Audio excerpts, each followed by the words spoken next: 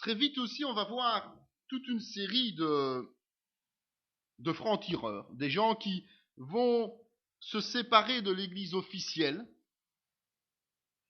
et vont devenir des mouvements qu'on peut traiter d'hérétiques, qui vont rester proches du christianisme et qu'on va souvent appeler des mouvements gnostiques. Certains d'entre eux vont parfois être très éloignés de la vérité biblique. Et c'est souvent au travers des lettres et des thèses que des chrétiens officiels ont émises, que on va connaître ces mouvements. Et de nouveau, on revoit le fameux Clément de Rome, on revoit Ignace en 110, Justin, le fameux Justin martyr, Irénée. C'est au travers de leurs écrits que l'on va se rendre compte qu'il y a pas mal de mouvements qui sont à côté de la thèse de base, la thèse universelle. Le gnostique, ça vient de gnosis, en fait, la connaissance, tout simplement. Ils vont, en fait, réagir parce qu'ils ont l'impression d'être abandonnés de Dieu, tout simplement parce que Jésus ne revient pas. Vous savez, Paul, vous l'avez vu, attendait avec impatience le retour de Christ. Et eux aussi attendaient avec impatience. Et puis à un moment donné, ils se rendent compte que Jésus-Christ ne revient pas, donc ils disent, mais enfin, pourquoi Dieu nous a-t-il abandonnés? Et donc, ils vont commencer à travailler en pensant que le salut peut s'acquérir sur une connaissance secrète, quelque part, propre à leur mouvement,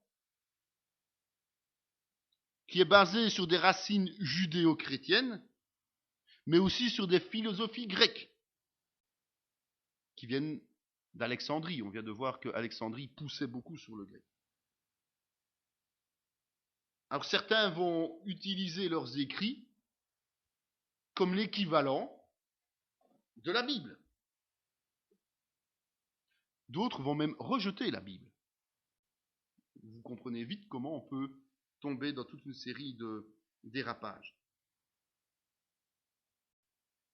Le gnostisme, bien qu'il y a beaucoup de branches qu'on va voir dans les grandes lignes, mais tout ce qui a été rangé sous le gnostisme est en fait le principe d'une religion du mystère. Et il y a deux forces dans ce mystère, le bien et le mal. Pour eux, la création matérielle est mauvaise, en ce compris le corps humain. Et donc, il faut assujettir le corps humain. Et c'est là que le principe de l'ascétisme est mis en exergue, en faisant souffrir son corps, on le maîtrise. Et on a retrouvé pas mal de leurs écrits en 1948. C'est un berger qui a retrouvé ça en Égypte. Vous savez, on a retrouvé des écrits à Qumran, en Égypte, on a retrouvé des écrits de ces mouvements. Et il y a beaucoup de mouvements, il n'y a pas qu'un seul mouvement, il y a beaucoup de mouvements qui sont reconnus de cette mouvance gnostique. Le premier, c'est le monarchianisme. Il apparaît dès la fin du 1er siècle. Mais c'est seulement au 2e et 3e siècle que cette secte va prendre toute son essence. Et son combat principal, c'est de rejeter la Trinité. C'est de nier la divinité de Jésus.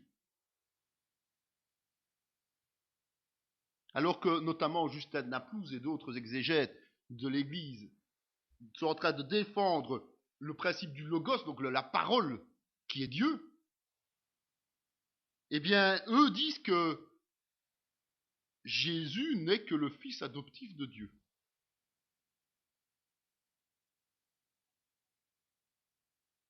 Et en fait, le monarchianisme tient son nom du fait qu'il défend l'essence monarchique, donc de roi, de Dieu.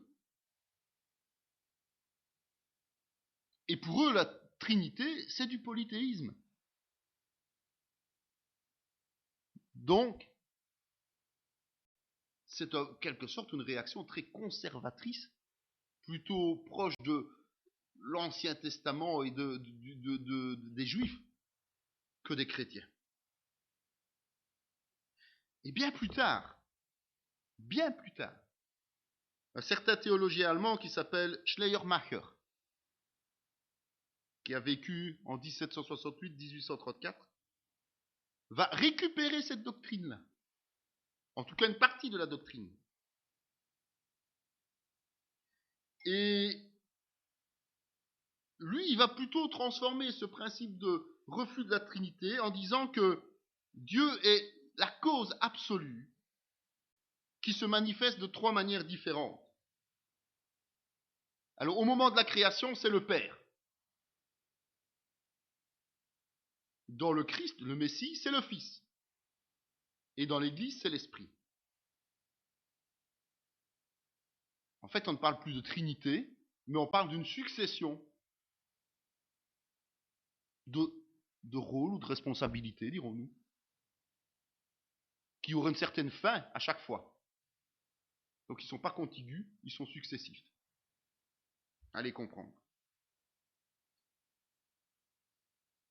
L'idée est allée loin aussi, même dans le monde évangélique, puisque certains mouvements préfèrent parler de rôle quand on parle du Père, du Fils et du Saint-Esprit, plutôt que de personne, pour expliquer la Trinité.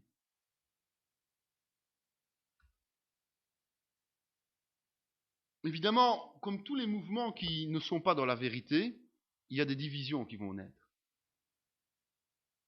Ça, il faut observer ça, évidemment. Vous remarquerez toujours que quand on n'est pas dans la vérité, eh bien, le mouvement finit toujours par se scinder, par se briser. On va le voir avec les religions plus récentes, à la fin du cours.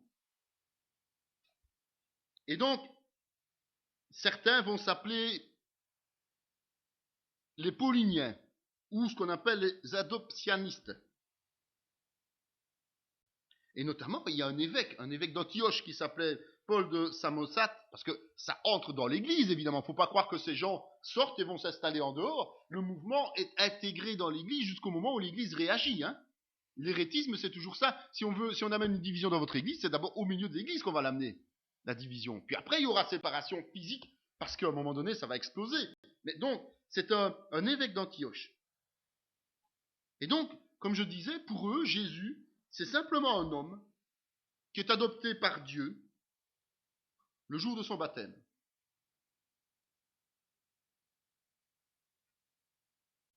Et finalement, évidemment, cette branche va être condamnée. L'évêque, il va être démis en 264. Et puis 268, lors de synode, puisque souvent on doit le faire à plusieurs reprises. Et c'est un prêtre qui s'appelle Malchion qui va défendre la thèse. Parce que chaque fois qu'il y a une hérésie, il faut que quelqu'un défende la vérité. C'est un procès, un débat d'idées à chaque fois. Ça me demande une énergie folle. Et donc il faut chaque fois trouver dans l'Église quelqu'un qui est capable de défendre la vérité pour contrecarrer l'hérésie. Sinon, l'hérésie entre dans l'Église et s'y installe.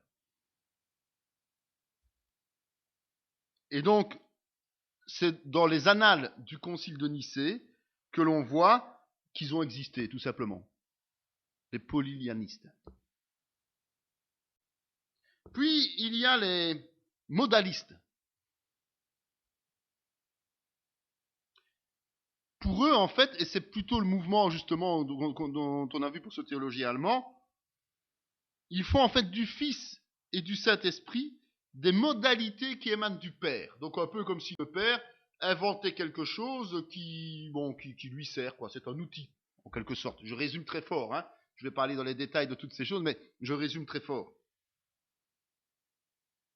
Dieu n'est qu'une seule personne, et de cette personne vont émaner deux rôles, la parole et l'esprit. Et évidemment, ceux-là vont encore se diviser. Et donc les modalistes vont se diviser en 3 parties. Les patripatiens, donc patripatiens parce que pater, père, d'accord, ou praxéens, qui vient du nom de Praxéas, qui est un des leaders en quelque sorte, qui est mort martyr. Ça aussi, ça joue évidemment chez les hérétiques de mourir martyr. Parce que quand on meurt martyr, on se dit, tout compte fait, il avait peut-être raison. Hein. Alors on continue à propager. Donc quelque part, c'est pas bon qu'il meure martyr, entre guillemets. Ok. Et en fait, eux, ils estiment que c'est le Père qui a souffert en Jésus. Et c'est le Père qui s'est manifesté aux hommes. Et on verra qu'un certain Tertullien est connu dans le monde chrétien, sera celui qui va s'opposer le mieux à eux. Puis il y a les Noétiens de Noésus, c'est quelqu'un de Smyrne, Turquie, qui est excommunié de l'église d'Éphèse et qui lui est combattu par un autre exégète qui est Hippolyte. Et lui, il n'a rien décidé de mieux que de s'autoproclamer Moïse et d'appeler un de ses frères Aaron. Voilà. Niant aussi, évidemment, la Trinité et tout ce qui s'ensuit. Et puis le 3e mouvement, ce sont les Sabéliens. De nouveau, un évêque, Sabellius, un évêque de Ptolémaïs. Ou on les a aussi appelés les modalistes. Pour eux, c'est ceux qui vont déterminer le plus l'idée de dire que le principe que le Père, le Fils et le Saint-Esprit sont la manifestation successive d'un seul Dieu. Ce que notre théologien allemand a repris comme idée. Donc le Père n'a pas subsisté en même temps que le Fils et le Fils n'a pas subsisté en même temps que le Saint-Esprit. Aujourd'hui, Dieu est esprit. Voilà ce que ça résume, si on résume leur théologie. Le Père n'existerait plus, le Fils n'existerait plus en tant que tel, Dieu est esprit. C'est vrai que Jésus le dit dans sa parole, Dieu est esprit. Mais bon, c'est sorti de son contexte, évidemment. Ok ? Père créateur, Fils rédempteur et esprit pour sanctification de l'Église. Il va être excommunié par le patriarche de Rome et il va être combattu, lui, par Denis d'Alexandrie. Et c'est le synode de Rome en 261 qui va condamner cette thèse et le concile d'Antioche qui va les déclarer hérétiques en 272. Donc vous voyez qu'il y a des années qui passent et pendant ces années-là, ces erreurs peuvent s'installer dans les églises. C'est là qu'est le gros danger. 3e mouvement gnostique, le docétisme. Là aussi, c'est né très vite. Fin du 1er siècle, début du 2e. Pour eux, Jésus n'a jamais revêtu un corps charnel. Vous savez, ça étonne, mais aujourd'hui, on entend cette théorie-là. On entend dans les églises cette théorie-là. Son sacrifice à la croix, sa mort, ce sont des symboles, ce n'est pas une réalité.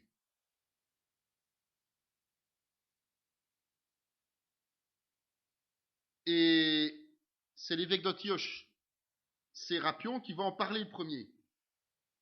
Parce qu'il y a un certain évangile de Pierre qui fait son apparition et qui semblerait traiter dans ce sens-là les réalités.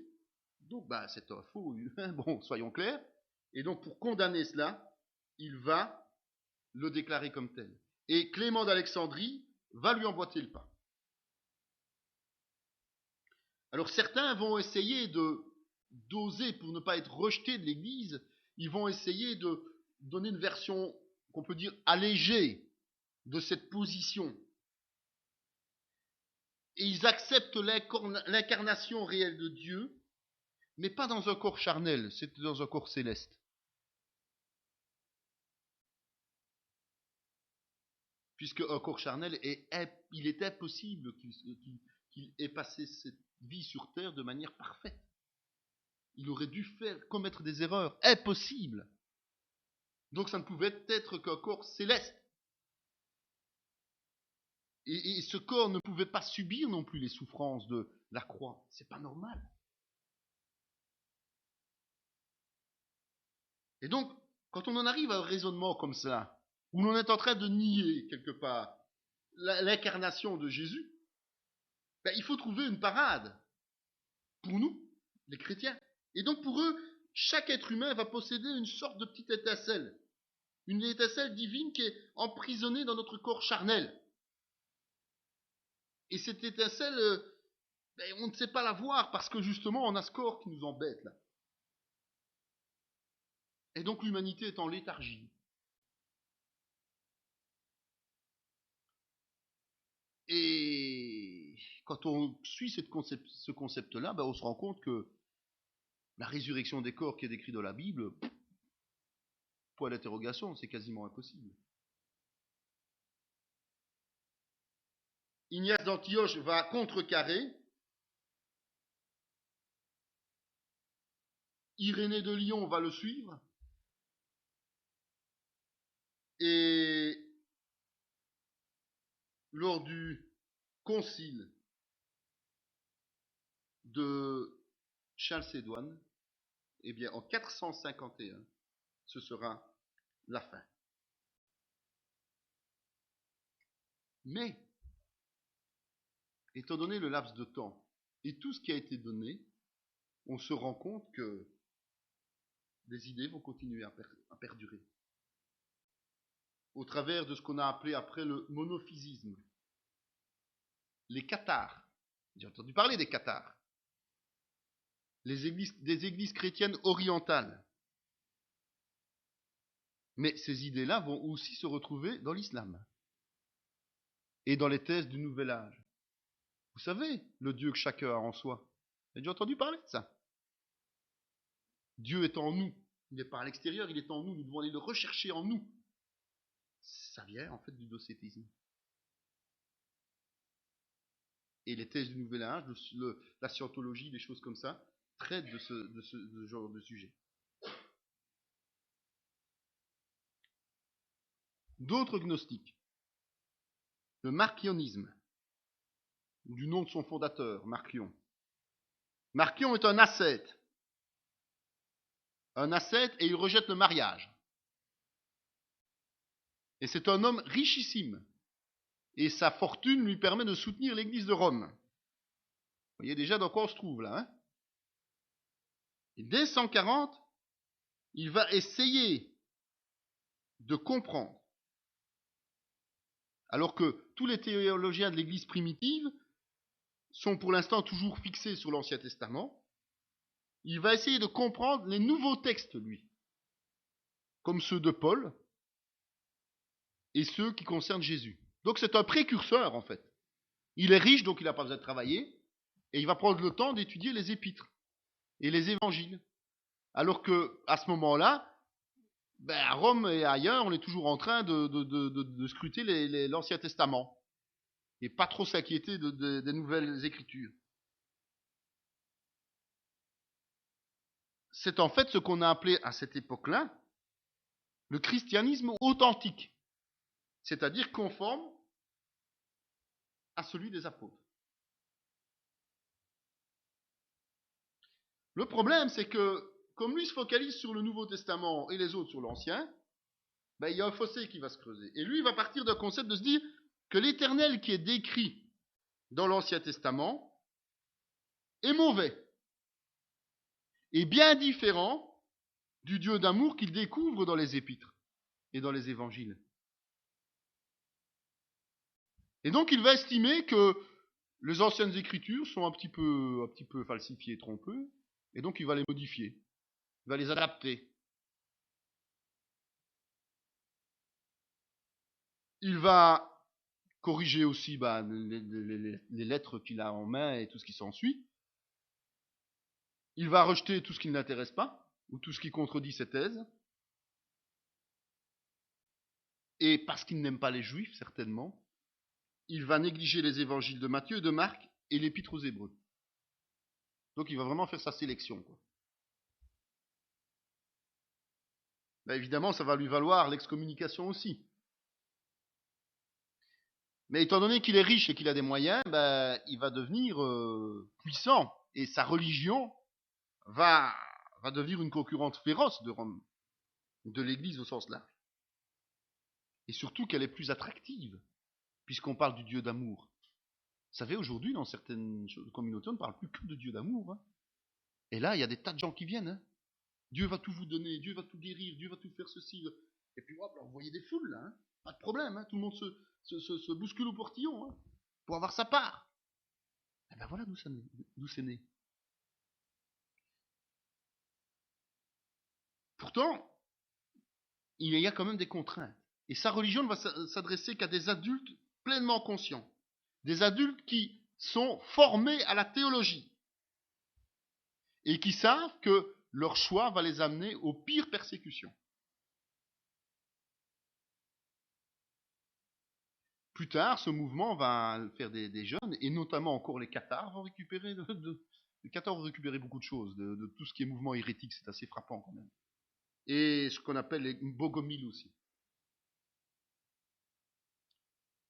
Le montanisme, en 160, en Phrygie, un certain Montanus, d'où montanisme, qui est un ancien prêtre d'une ville qui s'appelle Cybèle, qui, lui, travaille entouré de quelques prophétesses, une manière de travailler, qui ont évidemment abandonné leurs époux pour le suivre lui tout seul. On tombe vraiment sur le modèle des sectes actuelles, ça. Hein. C'est incroyable. Il se dit le porte-parole direct du Paraclet, c'est-à-dire le Saint-Esprit. C'est Parakletos, le Saint-Esprit en grec. Et l'Église catholique, d'ailleurs, notamment dans la traduction de la Bible de Jérusalem, utilise le mot Paraclet et non pas Saint-Esprit. Pourquoi? Allez savoir. Et donc, il est le porte-parole direct du Saint-Esprit. Pourquoi pas, hein. Et il crée à Arbaban en Phrygie un mouvement prophétique. Donc on ne travaille que sur la prophétie, qui est en réaction, je l'avais souligné tout à l'heure, au fait que l'Église traditionnelle s'est focalisée sur la parole, sur les Écritures, et a oublié ce côté prophétique et charismatique. Et donc, au niveau des Écritures, il va y intégrer quelques petites notions personnelles, quelques enseignements précis qu'il a lui-même développés. Et donc, la Bible, donc ce sont des textes bibliques, plus ces textes à lui. Jamais si bien servi par soi-même. Il va surtout couvrir l'Asie mineure. Et son objectif, il est noble, son objectif, c'est de revenir à la simplicité de l'Église primitive. Ils ont tous un objectif noble. Hein. Il faut bien souligner ça. Ce ne sont pas des gens qui veulent à tout prix une aura personnelle au départ. Ils pensent être dans la vérité hein, quand ils agissent comme ça. Ils pensent que c'est eux qui sont dans la vérité. Hein. Et donc, et vous allez observer très vite que par rapport aux idées principales qu'il défend, aujourd'hui vous retrouvez ça dans les églises, beaucoup de mouvements d'églises aussi. Notamment, l'Église est dans un nouvel âge, celui du Saint-Esprit. Tout par le Saint-Esprit. En résumé, c'est ça. La fin des temps est imminente.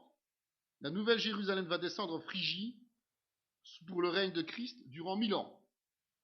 Ah oui, comme il n'a pas su s'installer à Jérusalem, il a déplacé l'arrivée de Jésus là où il était. Ceux qui ne sont plus touchés par la grâce ne seront pas sauvés. Le pardon est refusé pour les péchés graves. Voilà, les idées principales. Il y en a d'autres, mais bon, résumons-les. Donc Montanus va faire quoi? Il va instaurer une discipline particulière. Pourquoi? Pour se préparer à l'avènement de Christ. Et sa discipline, c'est quoi? C'est un ascétisme strict. Ce sont des jeûnes longs, abstinence de vin, abstinence de viande, continence sexuelle recommandée, interdiction formelle de remariage, isolement du monde séculier. Le monde séculier, pour lui, c'est l'Empire romain, évidemment, à cette époque-là. Et isolement de l'Église traditionnelle qu'il dit inféodée. Recherche de la persécution et du martyre. On est dans le style de ceux qui se flagellent, là, encore aujourd'hui, hein, entre nous. Importance de la glossolalie, c'est-à-dire le don des langues. Tiens. Les pentecôtistes n'auraient pas tout inventé.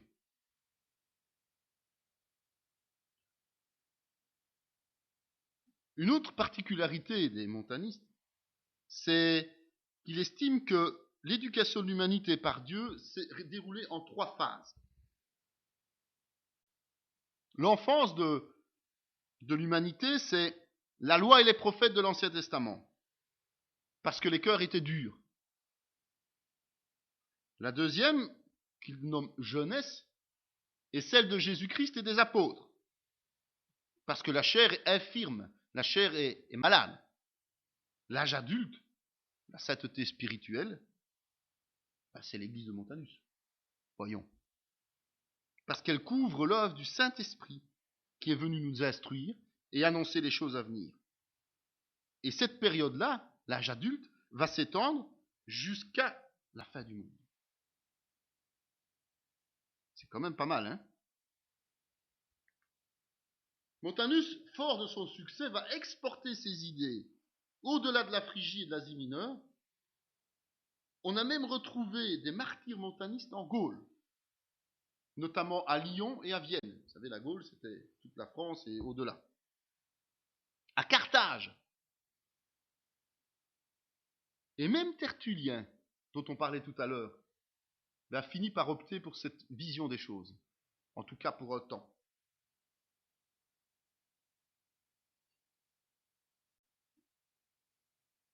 Évidemment, ça ne pouvait pas rester comme tel. Et très vite, il y a eu une opposition. Et un certain nombre d'évêques qui étaient mis en porte-à-faux par lui, et surtout qui perdaient beaucoup d'ouailles, reconnaissons-le, ont commencé à faire des synodes et à le condamner. Et en 173, lors du concile de Hiérapolis, en Phrygie, il a été condamné pour hérésie. En Alexandrie, Origène va réagir. Surtout contre les vues millénaristes, vous savez, le règne de Milan qui allait avoir lieu en Phrygie. Ah ouais, lui était en Alexandrie. Hein, faut quand même accepter. Et finalement, c'est le patriarche de Rome, Séphirin, qui a accusé officiellement Montanus d'hérétique.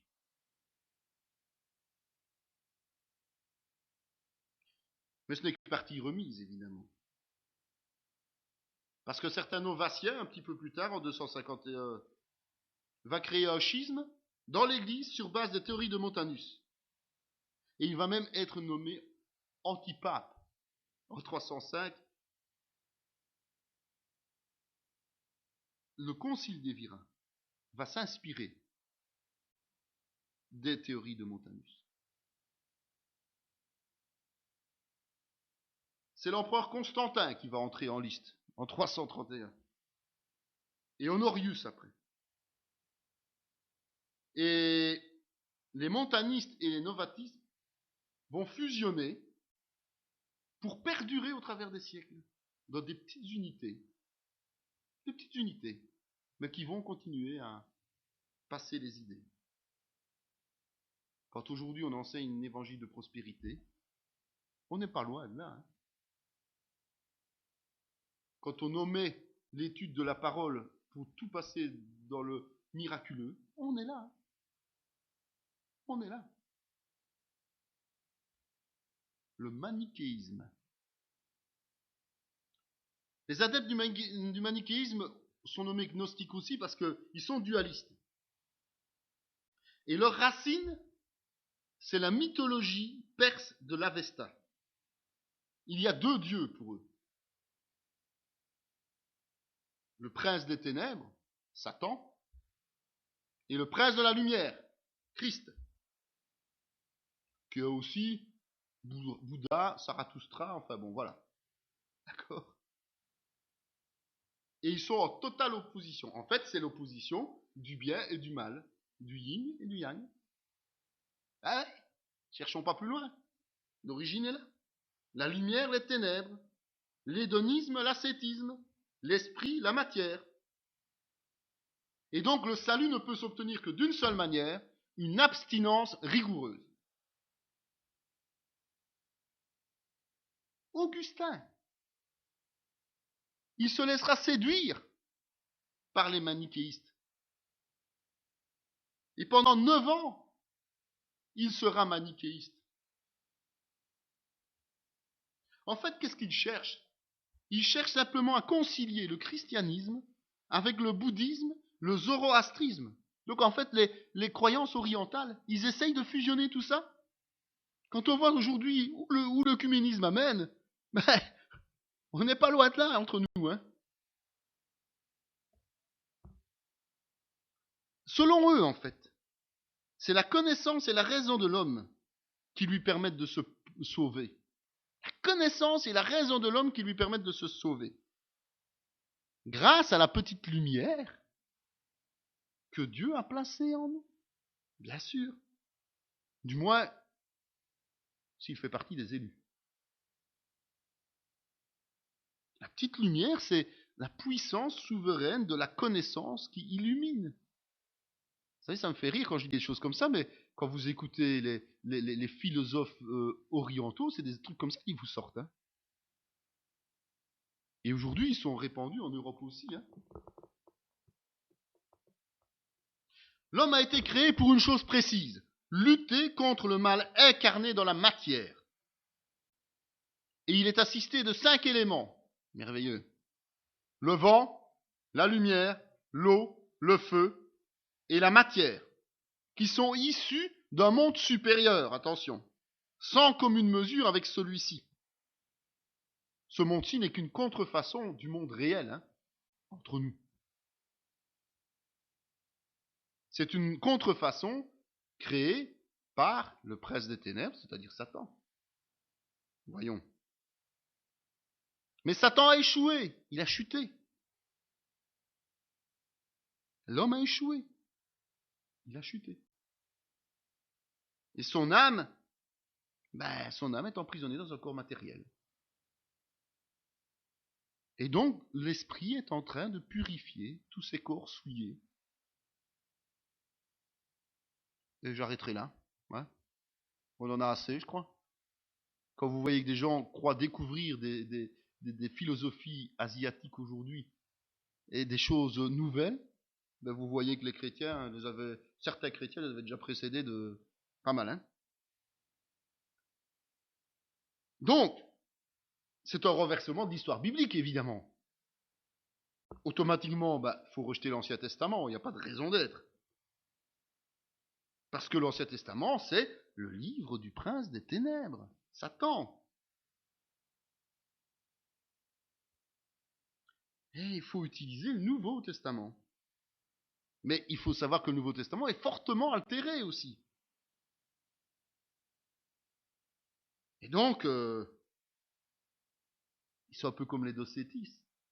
Le corps de Jésus, sa naissance, ses souffrances, son sacrifice, ce ne sont que des apparences, en fait, pour permettre aux hommes de lumière, qui sont prisonniers de ce corps matériel, de comprendre la vraie connaissance. La connaissance complète, cette vérité qui va les délivrer, quoi.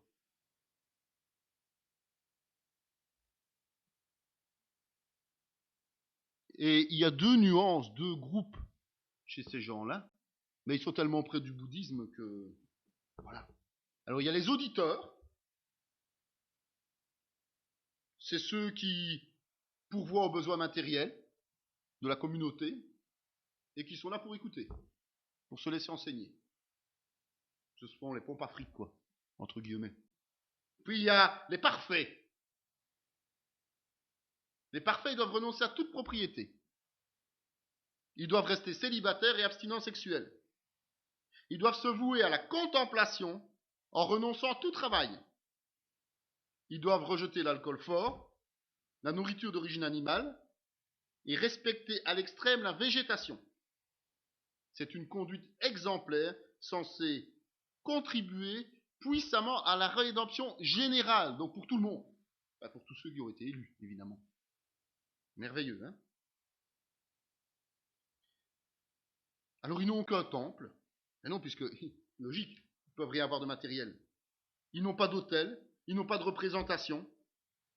Tout ce qu'ils font, c'est prier, chanter, partager la scène, dont le vin, mais le vin, le problème, c'est de l'alcool, donc il est remplacé par de l'eau. Ils jeûnent le dimanche, mais ils ont aussi un certain rituel magique. Ah ouais, ils sont dans l'esprit, quoi. Hein. Alors, ils ont supprimé évidemment les fêtes comme Noël, Pâques, mais ils ont maintenu la Pentecôte. Ah oui, c'est là que l'Esprit Saint vient. Ok. Leur fondateur, c'est Manès, manichéen, Manès. C'est un prophète babylonien en réalité, ce gars-là. Et il va être exécuté en Perse. Mais ces principes vont persister, malgré de très nombreuses persécutions. Et ils vont tenir jusqu'au XIVe siècle. Et de nouveau, devinez qui a récupéré ces croyances? Les Cathares. Et chaque année, une commémoration est prévue en mars, en mémoire de la mort de Manès. C'est le moment principal de l'année liturgique.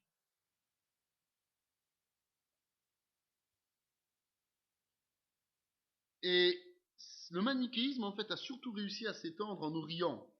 C'est logique, hein, plus tendance aux philosophies orientales. Mais aussi, il s'est infiltré en Afrique, en Europe. Et comme je l'ai dit, Augustin a été membre de ce mouvement pendant de nombreuses années. Évidemment, il y a eu beaucoup de tensions, beaucoup de divisions, beaucoup d'alliances aussi opportunistes. Et c'est l'empereur Dioclétien qui en 287 va ordonner leur persécution. Valentinien en 372, Théodose en 381 vont renforcer leur interdiction. Mais il faut savoir qu'en 694, la Chine va leur accorder la liberté de culte. Nous avons, on en a abordé un petit peu tout à l'heure, le novatianisme. Novatien, c'est un théologien, donc quelqu'un qui est censé avoir étudié les Écritures. C'est le premier qui va écrire en latin. Il est prêtre romain, mais c'est un ancien philosophe. C'est vers le IIIe siècle, le milieu du IIIe siècle, qu'il va créer ce mouvement. Il estime que le patriarche de Rome, qui s'appelle Corneille à l'époque, est trop laxiste face aux chrétiens qui ont abjuré Christ par crainte de torture et de mort, tout simplement. Vous vous souvenez que c'était des persécutions fortes à Rome. Hein. Et donc, il veut que l'on excommunie et qu'il n'y ait aucune solution de retour pour tous ceux qui ont abjuré leur foi en Christ. Tout qui a commis un péché mortel, ou une autre faute comme l'adultère ou le meurtre, même s'il s'en repent, ne peut pas revenir.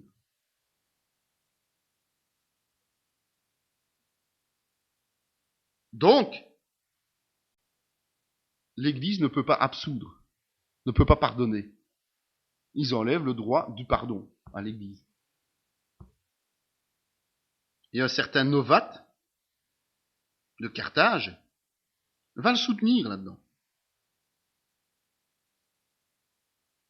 Et ce Novate va être démis de ses fonctions, c'est un prêtre, par l'évêque Cyprien, qui va, lui, s'ériger en défenseur, qui va attaquer ce novationnisme.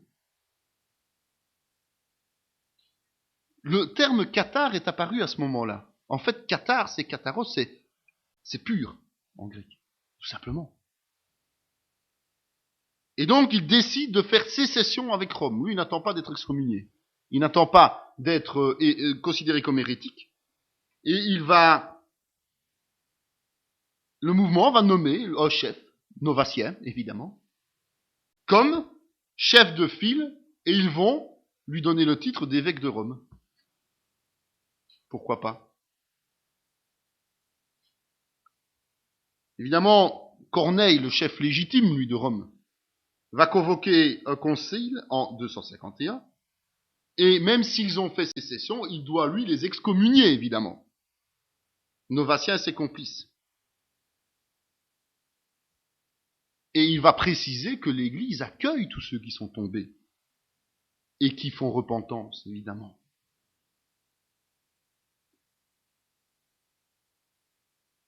Et donc, bien qu'il ait déjà été nommé évêque de Rome, qu'il ait déjà fait sécession, à ce moment-là, Novatien va proclamer une nouvelle religion, une nouvelle église. Et les bases, ce sera le refus d'absolution des péchés graves, la condamnation du second mariage. Il va, comme je l'ai dit tout à l'heure, épouser les thèses des montanistes, et finalement, ils vont fusionner ensemble. Il va quitter Rome quand même, parce que la pression est quand même assez forte. Il va se retrouver en Afrique, et il va décéder en 258 là-bas. C'est l'empereur Constantin et le concile de Nicée qui, en 325, vont mettre un halte là. Ils vont réintégrer la plupart des novatiens au sein de l'Église. Ce qui va faire en sorte que les idées novatiennes vont quand même continuer à s'immiscer dans l'Église. Et qu'il va y avoir des tendances, des réactions jusqu'au 5e siècle en Occident, mais jusqu'au 8e siècle en Orient. Et des gens comme Ambroise, comme Augustin, comme Innocent vont parfois être mal influencés par ces mouvements. Ce qui pose parfois des problèmes. Origène, l'origénisme. Origène, c'est un prêtre et de nouveau un philosophe. On voit que souvent la philosophie et le ministère sont souvent liés. Mais Origène est aussi un théologien réputé. Il est d'ailleurs le recteur de l'école d'Alexandrie et il a créé une technique d'étude des Écritures. C'est lui qui est à l'origine de l'exégèse biblique. Donc aujourd'hui, quand on utilise des techniques d'étude de la parole, ce sont des techniques qu'Origène a mis en place, et puis qui ont été développées, évidemment. Il essaye de trouver, au travers de sa technique, le sens spirituel de l'écriture,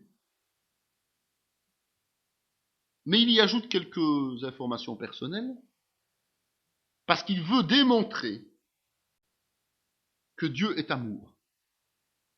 Et Dieu est seulement amour.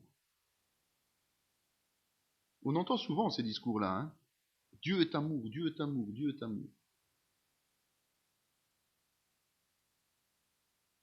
Pour lui, si on prend le texte biblique tel qu'on l'a ici, au pied de la lettre, on n'arrive pas à démontrer que Dieu est amour. Donc il faut un peu spiritualiser les choses. Comme tous les autres, il prône l'ascétisme. Pour lui, le christianisme, c'est un peu une philosophie mystique. C'est vrai qu'il reconnaît le principe du salut, mais tous les esprits sont égaux et font un avec Dieu. Et pour lui, les différences entre les chrétiens, c'est simplement dû à l'utilisation, correcte ou non, de notre libre arbitre. Et donc, de ce fait-là, comme tous les êtres humains ont leur petite parcelle de Saint-Esprit quelque part, toutes les créatures finissent par retourner à Dieu. Puisque en toute créature, il y a un sens spirituel et une image de Dieu.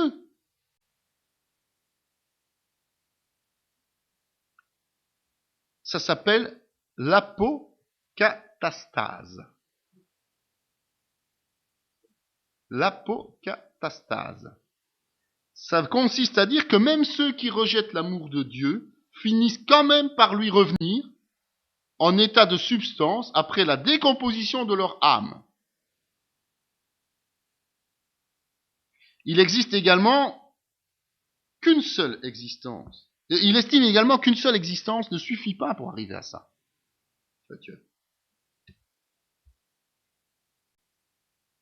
Ça lui vaut quoi? Ça lui vaut l'accusation de dénaturer la foi. Et il va mourir martyr. Mais il est reconnu dans la liste des pères de l'Église. Nous en parlerons plus tard des pères de l'Église. Nous verrons qui ils sont. Mais qu'est-ce qu'on retrouve là-bas? Aujourd'hui, des gens nient l'enfer. On est bien d'accord. Des gens parlent de réincarnation. Eh bien, Voilà une origine dans le monde chrétien. L'origénisme. Le donatisme. Donat est un évêque de Numibie. Et c'est en 311 qu'il décide de se mettre en évidence en s'opposant à la nomination du nouvel évêque de Carthage, Cécilien, parce qu'il considère que ce nouvel évêque est un apostat, comme d'ailleurs 70 autres évêques qu'il considère comme apostat. Pour lui, la valeur des sacrements dépend de la qualité morale du prestataire. Et donc, si les gens, moralement, ne sont pas valables et qu'ils font des sacrements, le sacrement n'a pas de valeur. À la place de certains chrétiens, je commencerai à trembler sérieusement aujourd'hui, si c'était vrai. Il va même réussir à faire lever une révolte des Berbères contre l'occupant romain. Parce que l'occupant romain est plutôt du comté de Cécilien. Évidemment, les Romains n'entendent pas de cette oreille et ils vont affermir la position de Cécilien. Et c'est l'édit de Milan qui va déterminer qu'il est bien l'évêque de Carthage. Donat est un peu comme les autres, il refuse le pardon que l'Église donne à ceux qui ont renié leur foi, par crainte du martyre. Donc il fait partie de ce mouvement, même s'il y a plusieurs mouvements différents, ils défendent les mêmes idées, ces gens, donc ils sont influencés par les mêmes origines. Et ça finit par dégénérer avec des morts d'hommes, ce genre de discussion. On n'en parle pas sereinement, on finit par se taper dessus.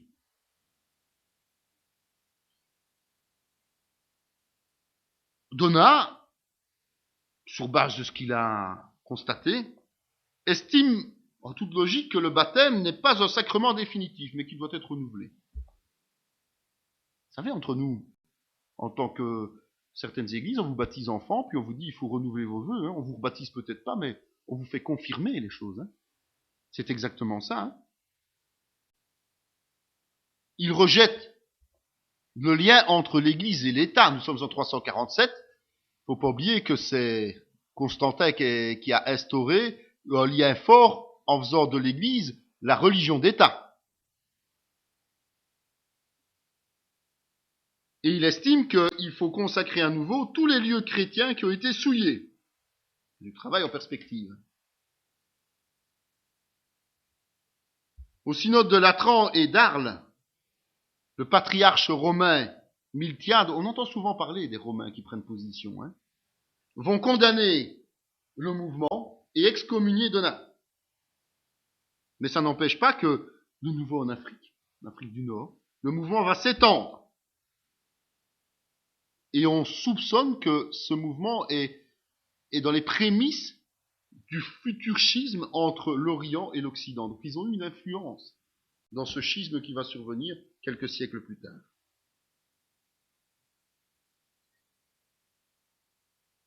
Donat va jouer de diplomatie et il va prendre le camp, il va choisir le camp des ouvriers agricoles qui sont exploités par les propriétaires terriens. Et comme ils savent maintenant qu'il y a une portée spirituelle à leurs actions, ils ne vont pas hésiter à se révolter et à tuer, et piller. Et à chercher le martyr comme délivrance suprême. C'est quand même très proche des thèses kamikazes aujourd'hui, entre nous. Et pour finir, c'est l'empereur Constant Ier qui va d'abord essayer de concilier les deux parties, qui va décider lui-même d'exiler Donat jusqu'à sa mort. Mais Julien l'Apostat, lui, 10 ans plus tard, en 365, va décider de rétablir les donatistes et de leur rendre tous leurs droits. Un an plus tard, c'est l'évêque Optate de Milève qui va prouver que c'est une hérésie. Et c'est Augustin qui va les condamner définitivement lors du synode d'Hippone en 393.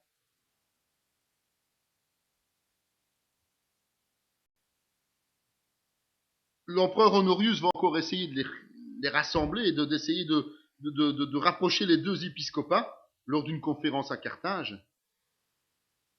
Mais Augustin, lui, va continuer à argumenter contre. Et en 415, eh bien, Honorius va sortir des lois antidonatistes, confisquer les biens, exiler le clergé et condamner à mort tous ceux qui transgressent l'interdit. Et malgré ces restrictions, malgré les persécutions de la part des Vandales, qui sont arianistes, on va voir qui sont les arianistes, et malgré d'autres édits de l'empereur Justinien, eh bien, le donatisme va survivre en Afrique du Nord jusqu'aux conquêtes musulmanes. Comme de quoi les mouvements hérétiques ont la dent dure et influencent continuellement l'humanité. Et justement, on va parler de l'arianisme, parce que ça c'est un point très important. Le fondateur, c'est Arius, dit-on. Mais en réalité, c'est pas lui qui a fondé le mouvement. On a récupéré son nom pour donner ce mouvement. Parce que c'est un récupérateur ingénieux. C'est un certain Paul de Samosate qui, au IIIe siècle, au milieu du IIIe siècle, a lancé le principe de la christologie arienne. Mais il a eu une opposition tellement forte dès le début, et surtout à Antioche, qu'il n'a pas pu étendre son mouvement. Mais ses partisans ont continué à défendre discrètement les thèses dans l'Église pendant tout le IVe siècle. Parce qu'ils avaient su installer des gens dans la maison impériale.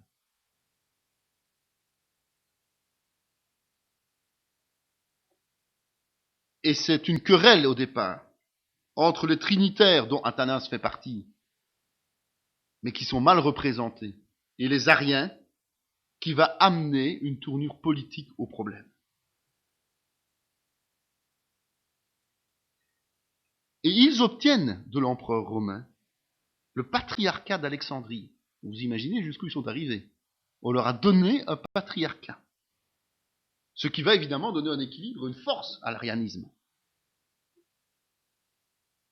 Et c'est à ce moment-là que le fameux Arius prend de l'importance et donne vraiment une deuxième impulsion au mouvement. Et en fait, il va jouer sur une vague. La rivalité qui commence à monter entre l'Orient et l'Occident. Et d'un côté, à l'Orient, on a des gens qui visent l'unité et la tolérance, quitte à laisser entrer des hérésies, mais pour ne pas qu'il y ait de disputes dans l'Église, que tout le monde reste uni. Et notamment, il y a Basile de Césarée, Grégoire de Nice, Grégoire de Nazianze. Et puis, il y a à l'Occident, notamment celui qui mène l'histoire, c'est Ambroise de Milan, qui lui est totalement opposé à ces hérésies. Il ne veut pas les laisser entrer dans l'Église. Et Arius au milieu, là, en 318, il est prêtre à Alexandrie. Il est même opposé à son patriarche à ce moment-là. Alexandre, d'Alexandrie, c'est bien. Parce qu'Alexandre est trop autoritaire et que l'Église a tendance à ce moment-là à mettre Jésus trop en évidence par rapport au Père. Pour lui, Arius, le Père est le seul vrai Dieu éternel. On y revient encore. Le Logos ne fait que découler du Père. Et donc il n'est pas Dieu. Bien qu'il soit l'intermédiaire entre le Père et les hommes. Vous savez, c'est la thèse qui est défendue par les témoins de Jéhovah aujourd'hui. Ah oui. Ah oui. Donc, la bataille principale va tourner autour de la réfutation de la Trinité, le Fils et l'Esprit ayant été créés par le Père. Parce que de nouveau, on revient dans les mêmes thèses que précédemment, la thèse générale des gnostiques, c'est que le monothéisme n'est crédible que s'il n'y a qu'un Dieu. Et donc, le Père. Voilà. L'origénisme défendait cette idée. Et donc, Origène va trouver des alliés. Et donc, comme il trouve des alliés, l'idée va pouvoir faire son chemin dans l'Église. Et c'est là le gros danger, évidemment. C'est que même s'il n'était pas d'accord avec leur concept et avec une scission, quelque part, comme il trouve des alliés, il va s'appuyer sur eux. Mais il faut savoir que l'origine de la thèse, elle est où? Elle se trouve dans la philosophie grecque. Et particulièrement dans quoi? Les écrits de Platon. Le concept de l'absolu de Platon. La différence entre Arius et tous les autres qu'on a vus précédemment, c'est que lui, il n'est pas isolé. Il a des alliés un peu partout. Des théologiens vont lui emboîter le pain. Il y a des gens qui vont rentrer dans son jeu, dans ce concept. Il y a notamment Eusèbe de Nicodémie. C'est Eusèbe qui va baptiser Constantin sur son lit de mort, si vous vous souvenez. Parce que Constantin, même s'il a fait de l'Église une Église d'État, il s'est pas fait baptiser. Il s'est fait baptiser qu'à sa mort. Ah oui, il faut savoir ça. Il faut quand même se rendre compte de la folie des choses. Il y a Eunonius, Félix II, le fameux antipape dont on a parlé tout à l'heure, Wulfila, archevêque, Macédonius, patriarche de Constantinople. Ben oui, évidemment, on l'avait vu. Eudoxe, patriarche d'Antioche, et Démophile. Donc c'est pas n'importe qui. Il a des alliés au sein même de l'Église. Mais évidemment, il y a aussi de fortes oppositions. Alors pour essayer parce que c'est un fin négociateur, c'est les gens les plus dangereux, ces gens-là. Eh bien, il va commencer à faire naître des mouvements plus soft, plus doux, qui défendent les mêmes idées, mais qui ne les affirment pas exactement de la même façon. Et notamment, il y a les anoméens. Pour eux, Dieu et Christ n'ont rien à voir ensemble. Ils ne savent même pas ce qu'ils font là. Les homéens ou nicéens. Eux, ils reconnaissent que Christ est semblable au Père. C'est déjà pas mal. Les homoiousiens, qui voient que Christ et le Père sont semblables, mais ils n'ont pas la même nature. À les comprendre. À les comprendre. Évidemment, avec des défenses pareilles, avec des idées pareilles, on ne peut pas tenir éternellement non plus. Ou alors il y a un problème, c'est que toute l'Église allait dévier. Et malgré le soutien de certains évêques égyptiens comme Secundus ou Théonus, pour finir, l'évêque Alexandre va le faire immédiatement condamner à l'exil lors d'un synode d'Alexandrie. C'était son pire ennemi, évidemment, puisqu'il était dans sa congrégation. Mais ça n'empêche pas Arius de continuer à défendre ses idées et de trouver des défenseurs qui vont le réhabiliter lors des synodes de Bithynie et de Palestine. C'est rare quand même. Il était considéré comme condamné et puis on le réhabilite. Essayez de vous mettre à la place des pauvres chrétiens là, qui n'y comprennent plus rien dans l'histoire. Hein. Mais progressivement, la plupart des évêques commencent à se ranger du côté d'Alexandre et de l'évêque de Rome. Constantin va intervenir parce que son problème, c'est qu'il lui, il a unifié l'État et l'Église. Donc il ne peut pas avoir une Église séparée, divisée. C'est un problème politique. Et donc il va convoquer un concile œcuménique à Nicée, ce fameux concile de Nicée. On va envoyer Arius en exil et on va rejeter sa théorie doctrinale. Mais il va être de nouveau réhabilité lors d'un concile, un concile secondaire, donc un concile moins important à Jérusalem, grâce au soutien de l'empereur Constance II. Et donc, l'arianisme va de nouveau se réintégrer dans le monde politique et le monde religieux. Il va se développer à ce moment-là en Gaule, par le biais de l'évêque d'Arles, le fameux Saturnin. Et ce Saturnin va commencer à défendre le mouvement arianiste dans tous les conciles qui auront lieu, notamment à Arles, notamment à Paris. Les trinitaires, évidemment, eux, ils ne veulent pas l'entendre de cette oreille. Ils défendent l'idée d'un Dieu, Père, Fils et Saint-Esprit.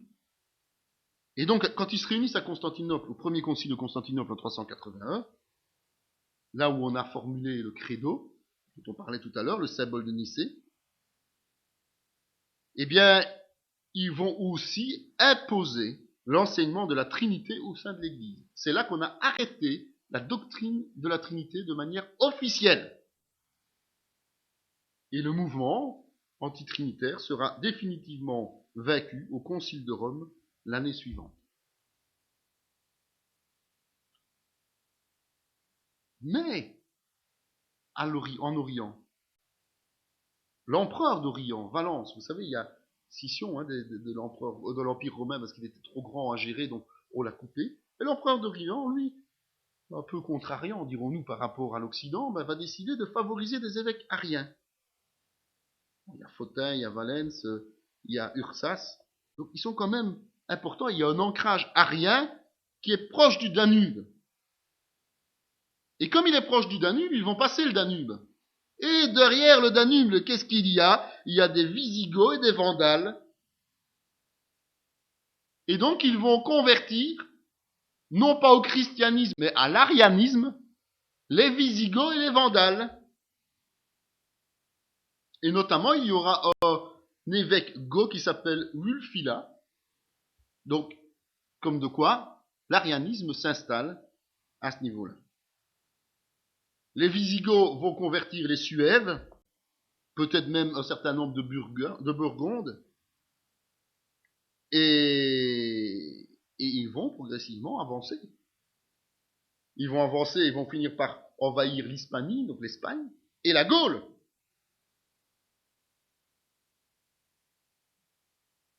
Mais bon, c'était une conversion de pratique. Et puis quand ils vont arriver dans le monde occidental principalement, les Burgondes, les Visigoths et les Suèves vont se dire, on a peut-être plutôt intérêt à se rallier à Rome, plus proche de nous, puisqu'on est là. Et peut-être que si on se rallie à Rome, on pourra vivre en paix. Et donc au 5e siècle, ils changent de camp. Comme de quoi, la foi est parfois liée à peu de choses. Il n'y a que les Vandales qui sont en Afrique et les Ostrogoths d'Italie qui vont résister. Mais le problème, c'est que l'empereur byzantin Justinien Ier va les balayer au 6e siècle. Et donc automatiquement, la thèse arianiste va disparaître. Et, bon, quelque part, le laps de temps qu'elle a pu persister et le grand nombre de personnes qu'elle a pu convaincre font que, quelque part, elle a servi à l'Église. Je me fais bien comprendre. Si les Ariens n'avaient pas eu cette puissance, aucun autre mouvement hérétique n'avait eu cette opportunité, l'Église n'aurait pas arrêté officiellement certaines doctrines, comme celle de la Trinité. Nous sommes bien d'accord. Donc ça a été un conflit majeur de l'Église. C'est un des plus gros conflits du début de l'Église. Il y a eu beaucoup de disputes, mais là c'est vraiment un conflit majeur. Et c'est vrai que le terme arianisme, va vraiment continuer à hanter les mémoires pendant des siècles. Donc l'influence va rester présente dans l'Église, au sein de l'Église même, jusqu'au XVIe siècle. Et c'est vrai que une des particularités, effectivement, c'est leur rejet du credo de Nicée, du symbole des apôtres. Pourquoi? Parce qu'on met l'égalité trinitaire là-dedans. Et ceux qui, en général, renient la Trinité, on les met dans la catégorie arien. D'accord? Et si vous avez déjà entendu parler d'un certain Michel Servet, en 1553, c'était un défenseur acharné de l'antitrinitarisme. C'est celui que Calvin, c'était un ami de Calvin, et c'est celui que Calvin a fait brûler vif, parce qu'il, sur la place de Genève, parce qu'il rejetait la Trinité. Et donc, Servet était influencé par les thèses arianistes qui étaient présentes dans l'Église.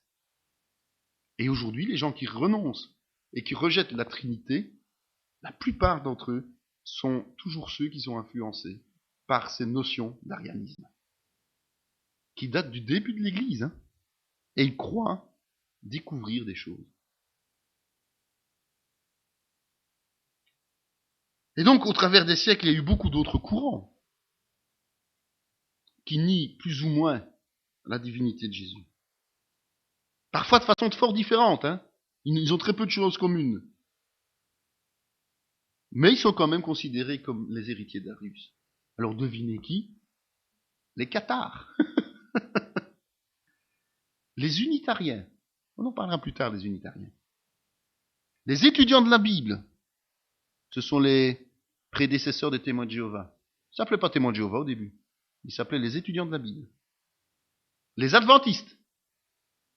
Et les mormons. Ce sont tous mouvements qui sont considérés comme héritiers, direct ou indirect, de l'arianisme.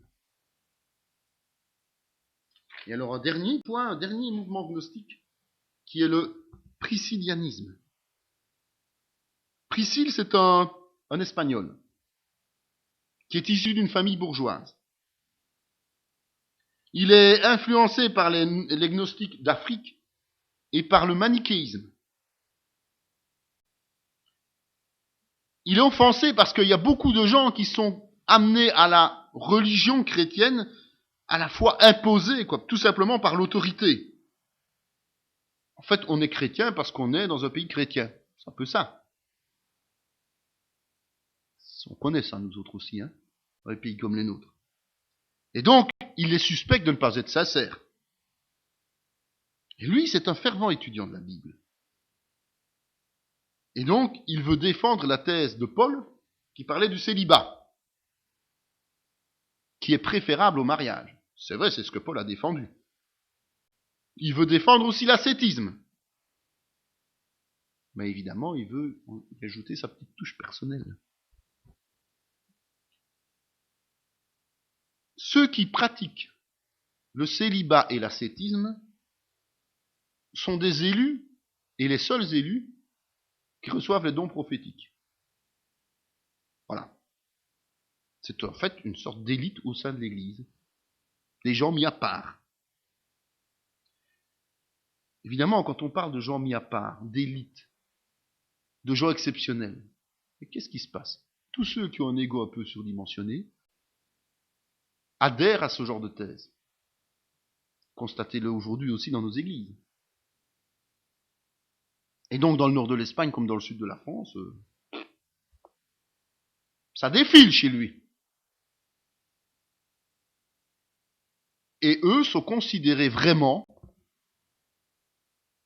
comme les prédécesseurs, comme les ancêtres des cathares. C'est normal, nord de l'Espagne, sud de la France. Donc c'est eux qui ont fait ce foyer cathare, bien que toutes les autres, en tout cas une bonne partie des autres notions et des autres obédiences gnostiques ont amené la théorie sur laquelle les cathares se sont posés, en ce compris évidemment tout ce qui est mystique. Donc il va imposer le jeûne le dimanche, il va imposer des retraites en campagne, en laissant les églises à l'abandon. Allez, on va se promener et on laisse les églises vides. Mais cette thèse ne s'arrête pas là. En fait, c'est un dualiste, un peu comme le principe de tous les gnostiques. Il estime que l'âme est créée par Dieu, mais le corps et la matière par le mal. Il prétend que, tiens, les étoiles et les signes du zodiaque déterminent la destinée de l'âme. Et pour lui, la Trinité, qu'il ne nie pas manifestement, n'est qu'une seule personne. Je joue sur les mots. Comme il manque de prêtres, les priscilliens vont confier l'Eucharistie à des laïcs qui sont issus de leur rang. Ils vont permettre aux femmes d'enseigner, alors que la hiérarchie chrétienne est en train de lutter contre ça. C'est des choses qu'on retrouve aujourd'hui. On a instauré le ministère des femmes au XXe siècle seulement, pas avant. D'accord? Et dans beaucoup d'églises maintenant, on n'a plus assez de prêtres ou de pasteurs et on laisse des chrétiens officiers, des laïcs. Sa position va être condamnée évidemment par divers évêques, dont Itas et Idas, à Saragosse en 380. Et ils vont demander à l'empereur Gratien d'intervenir contre lui.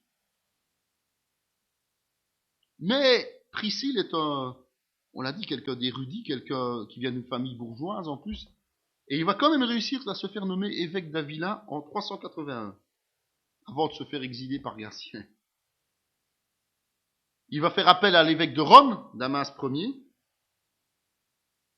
d'où on peut souligner l'importance grandissante de toujours de l'évêque de Rome. Ce n'est pas un hasard si l'évêque de Rome a fini par s'appeler pape. Quand il y avait des problèmes, on s'appuyait souvent sur lui pour essayer de trouver des solutions. Mais l'évêque de Rome ne prend pas position à ce moment-là. Et c'est un fonctionnaire de l'État qui va réhabiliter Priscille dans ses fonctions d'évêque en 380. Damas décède, donc c'est l'empereur Maxime, Gratien décède, c'est l'empereur Maxime qui prend les rênes. Il fait un procès à Priscille, à la demande d'Idas. Il le condamne, et puis il le fait exécuter, avec des complices. Malgré le fait que Martin de Tours et Ambroise de Milan interviennent, parce qu'il y a eu un procès douteux, et on a invoqué la pratique de la magie, alors que ce n'était pas nécessairement le cas dans les thèses de Priscille, quoique on parlait quand même bien d'étoiles et de signes du zodiaque entre nous. Hein. Mais à cause de ça, il va être érigé au rang de martyr de l'Église. Vous vous rendez compte? En fait, sa seule erreur fatale, ça a été de bousculer les habitudes établies dans l'Église, tout simplement. Parce qu'il a voulu créer une élite au sein même de l'Église. Et il sera officiellement réhabilité par l'empereur Théodose Ier, et ceux qui l'auront accusé, eh bien, perdront leurs épiscopats. Donc on a considéré qu'on l'a tué injustement. Même si ces thèses sont discutées et discutables.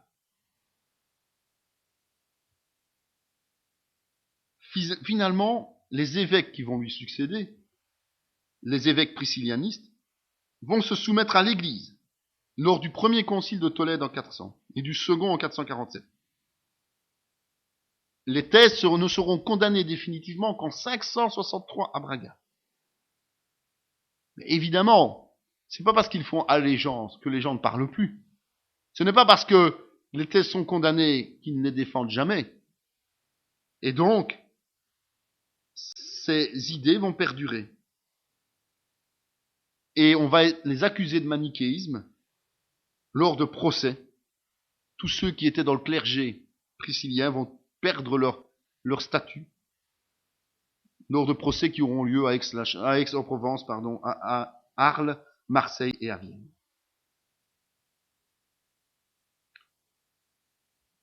On peut constater quand même une chose en conclusion de ce gnostisme. C'est que les réactions hostiles. Cette vidéo fait partie intégrante de la formation en théologie pratique dispensée par la mission de théologie Emmanuel de Paracou, Bénin, sous l'autorité académique du Centre chrétien Emmanuel SBL, Spa, Belgique. Pour mieux connaître nos activités, voici nos différentes adresses.